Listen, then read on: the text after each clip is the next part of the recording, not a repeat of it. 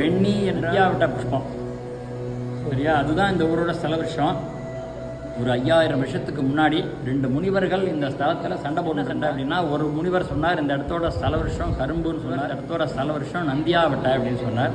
இந்த பிரச்சனை நடந்துட்டு இருக்கும்போது திருவாரூர் ஆலய திருப்பணி பண்ண முசுகுந்த சக்கரவர்த்தி இந்த வழியாக அந்த பிரச்சனையை பார்த்துட்டு, என்ன சுவாமி பிரச்சனை, 2 முனிவரும் தேஜஸாக இருக்காளே, யாராவது ஒருத்தரை கேட்டு இன்னொருத்தர் சாபம் கொடுத்துட்டா என்ன பண்ணுறதுன்னு பயந்துட்டு சுவாமியை பிரார்த்தனை பண்ணுறார். சுவாமி என்ன சொல்கிறாருன்னா, இந்த இடத்துல கரும்பு கட்டுக்கள் ஒன்று சேர்த்தார் போன்ற திருமுகத்தோட நான் பூமிக்கு அடியில் எனக்கு ஒரு ஆலயம் எழுப்பு, நான் இங்கே வரக்கூடிய அனைத்து பக்தர்களோட எல்லா விதமான பிடிகளையும் போக்கி அனுகிரகம் பண்ணுறேங்கிறார். உடனே சுவாமி அகழ்ந்து பார்க்கும்பொழுது, சக்கரவர்த்தி அகழ்ந்து பார்க்கும்போது சுவாமி மாணிக்கவாதிகள் சொல்கிற மாதிரி ஆழ்ந்த அகன்ற நுண்ணியனேன்னு அடியில் போயிட்டு இருக்கார். அதனால தான் இந்த இடத்த மாடக்கோவில் மாதிரி கட்டணும்.